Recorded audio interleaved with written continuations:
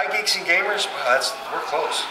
Hi Geeks and Gamers, Matt Lemke here with your gamer goggles. I'm with Mike Ritchie from Rather Dashing Games, and we are going to talk about quite a bit of things from Gen Con 2015. So for those of you that don't know, Mike is a game designer, but he has a very interesting story, and I'm pretty much going to let him start and just go, because I think if I ask questions, we'll get sidetracked a lot.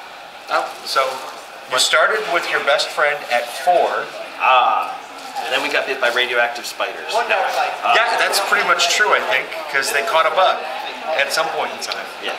Well, I've been friends with my buddy Grant Wilson since we were 4, which is a very long time, because now I'm pushing 40. And we did a lot together, went to Boy Scouts together. The house that I grew up in is in some of the books in various New England paranormal writ as being a fairly haunted place, which 3 generations of my family, as well as any friend that stayed there, including Grant, discovered over the years. And some of our early teen adventures were beginning an investigation of the paranormal.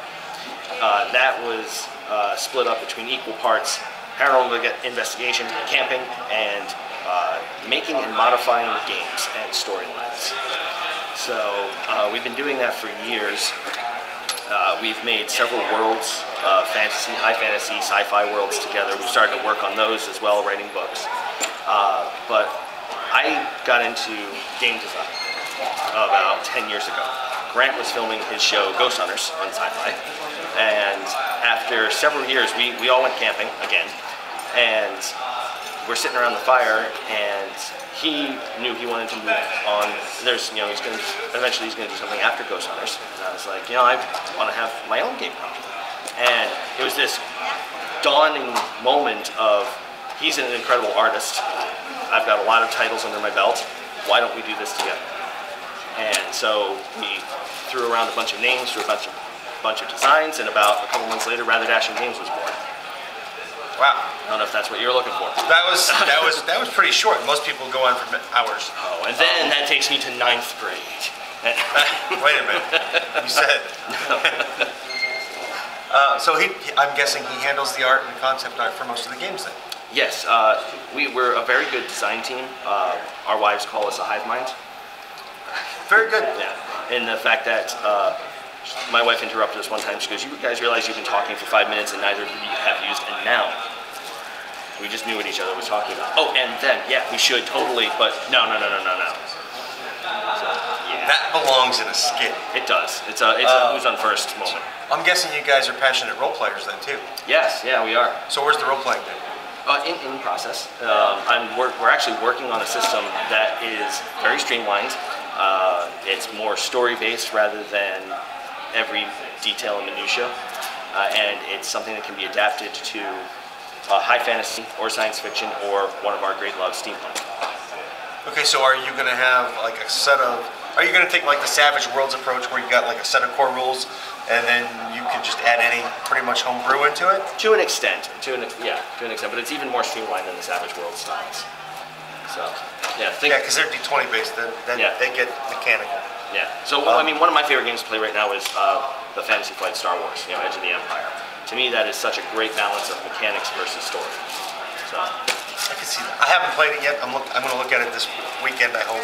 It's awesome. I've heard nothing but good about their RPGs. So far so good, because Fantasy Flight needs my approval to survive. It'd be nice to have that kind of power. Yeah, no. Apparently they need the Fire Marshal's approval. Probably, yeah. Was that yesterday? Yeah, yesterday the Fire Marshal said this is as far as your line can go. Really? Wow. And that's all the byproduct. Well, they had a guy at the end of the line with this banner, like some Roman banner saying what they were already out of.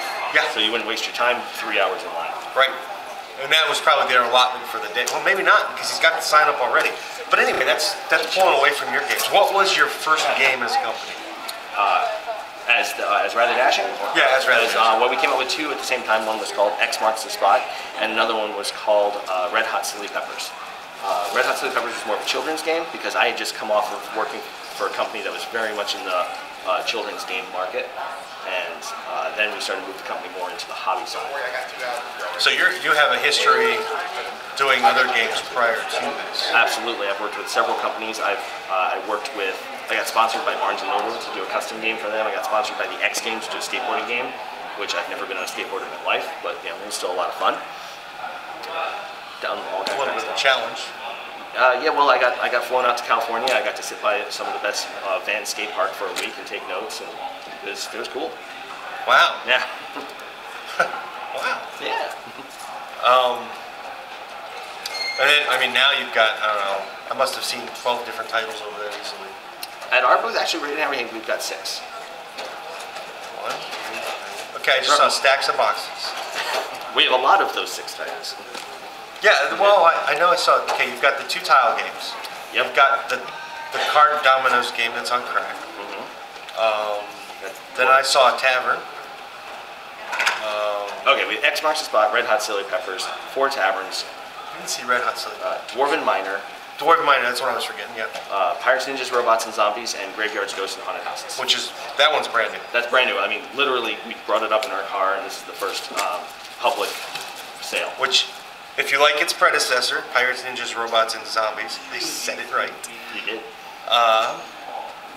It's got some cool new mechanics. It does. It literally adds another layer of strategy to the game What actually makes it, from what I've seen, I haven't played it yet, but from what I've seen, it actually makes it a totally different standalone game. It is. It's not just a quick reskin. It's something called the Drawn and Quartered series, and the Drawn and Quartered series is a series of tile games. But each one takes the mechanics of the previous one and builds on them, adds some new fun twists, and gives it its own unique theme and flavor. Yes, and the Haunted House version has some really cool concepts. Well, thank you. Like the base is now a house that locks tiles. Yep. You actually put tiles on top of tiles and put tokens on top of tiles, and the Haunted House has its windows poked out so you can see your ghost haunting through it and get bonuses that way. It's really cool. It really is. And then is X Marks the Spot the card game? X Marks the Spot is like that, like domino style game. Yeah, it looks like dominoes on crack. It really does. Yeah. And there's strategy to it too. It's not just, what you draw on. I'll tell you more after I play it. But I watched a demo and it looks amazing. The abstract thinking you guys are putting in your games is pretty phenomenal. It's a little bit more than the family-based game area where I think you guys are at. We like to be near the Family Fun Pavilion, but not in the Family Fun Pavilion, because Rather Dashing's kind of call sign and motto is we make games that geeks love and families love. That's really what we try to do, and I think we do that okay. I think you do that pretty well. I mean, you catch a lot of abstract thinking, critical thinking, and it's like, when I opened up Pirates, Ninjas, well, I did it wrong now. No, Pirates, Ninjas, Robots and Zombies. Yep. PNRZ, we'll just call it. Yeah, I like that. Yeah, that's good. I looked at it, I'm like, what in the world is this? Because you get this big, not big, it's not a big box, but you get this box, you open it up, and you get these tiles, and I'm like, I think I need to read the rules before I can say anything about it.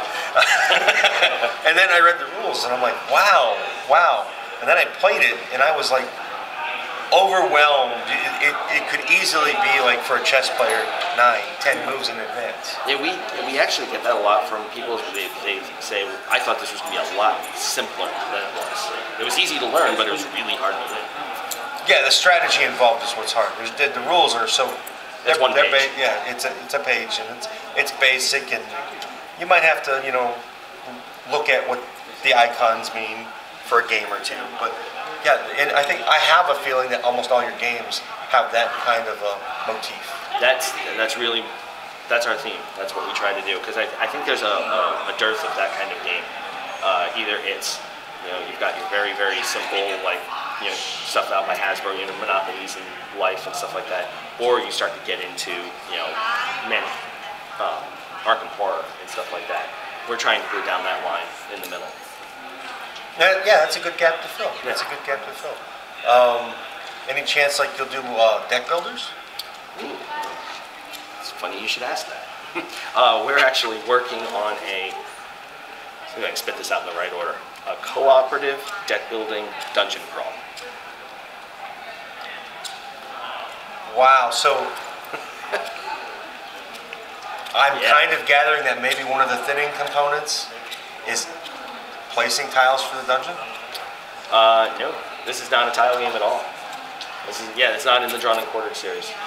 Well, yeah. Right, yeah. But I mean, deck building, I mean, it would be a card, not a tile, because you say it's a dungeon crawl. So is there going to be like a map? There's going to be a board. There's a board. It's kind of an abstracted dungeon. Where there'll be monsters, and there'll be ways to kill monsters and team up with each other. There's a lot of room for that. And get your butts completely. It's one of those games that the game is really trying to kill you. That's a good game. I like those. Yeah. I like those. So what else you got on the table? We're working on something right now. We brought it out and showed it at Gen Con a few years ago, and then it got shelved to try and make it a better game because it wasn't right to come out with it at that time. It's called Tanks, tentative title, Tanks for Playing. I think I saw that. So you have little cartoon tanks with rotating turret, and you drive them around the board, and you have cards, and you blow the crud out of each other. It's think Bomberman with all the stuff turned on. It's overpowered, it's over the top, it's hilarious. So it's fast? No, it's not even that it's a fast game. It's a medium-length game, but it's just people are dropping nukes and shooting each other with lasers, and it's one of those things where it encourages swearing at the table just because of its mechanics. Interesting. So you don't demo that near the family fun? No, as a 2 a.m. playtesting last night proved with a bunch of the artists. Probably some whiskey there too. Not at all. Bourbon.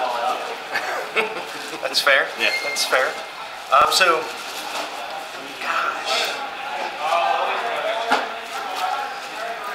What? Your games don't seem to, well, they can. They don't seem to lend to like a tournament competitive kind of play. So do you just when you go to a show, do you just run events separate, or do you set them up kind of as a tournament? Right now we just run events. We're still trying to gain traction as a company so that it wouldn't be embarrassing when only 2 people showed up to a tournament. We have run tournaments in the past. We ran the Dwarven Minor tournament, and it went very well. We actually ended up becoming very good friends with the winner, who destroyed Grant and I. Really? Yeah. We had a playoff session, and the 2 winners got to play the 2 designers, and they handed our butts to us. That's unusual. Yeah. I guess they understood the game. I guess so. Man, I had another question a second ago. Oh well, mind blank. 42 was the answer to that. That must be your age. Oh. Not yet. I'm 39. I'm looking at 40 coming at me, very quickly. No, man, that was a good question. I should have wrote it down in my hand. Oh well. Anything you want to add?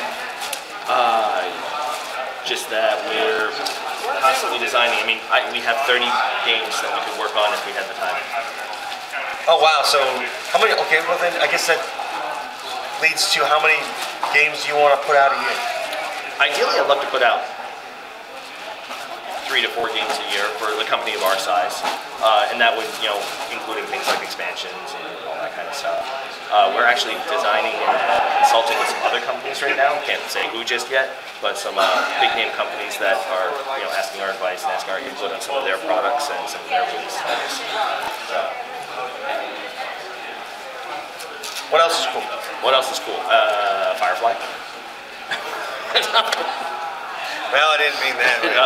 What are the games are cool? Or no, well, yeah, what do you play? What do I play? Oh, jeez. Right now, I'm probably, just like everyone else, I'm playing a lot of X-Wing. Sadly, I am not. Oh, it's good. It's really good. I know, I got to take care of my children first. Yeah, well, I went out and I bought 2 Millennium Falcons. One for my 4-year-old, and one stays on the shelf for me. So, his is already Return of the Jedi with the saucer section ripped off. But he's got his own ships to play with while we play.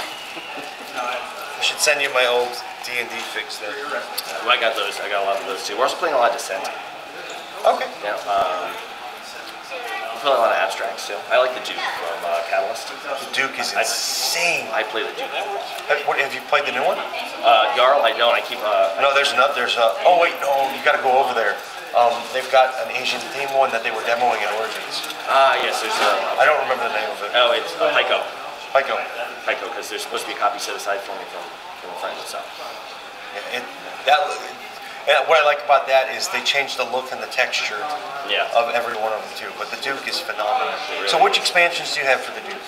I've got Arthurian Legends, Robin Hood, Age of Conan, and probably one or two others that I haven't opened yet. In the box somewhere. I've got Conan. Yeah. I like Conan. Conan's good. Very good. So what else do we do? Oh, well, we released our first novel this year.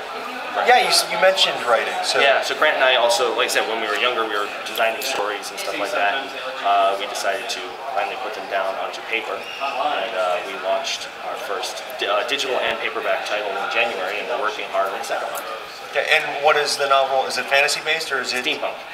Steampunk, more steam, less punk. Yeah, so all this love for steampunk, and you don't have a steampunk game yet. How Not long yet. will that be? It depends on how the development goes with the book, because the steampunk games we're working on fit in the world of the novels we're writing.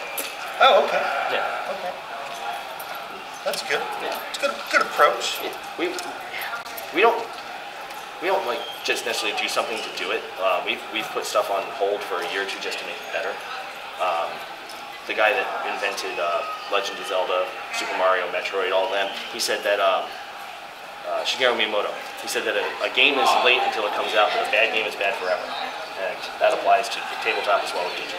So we'll take an idea, we'll play it, and we like it, but we know it can be better, so it will go back on the shelf for a few months. We won't just.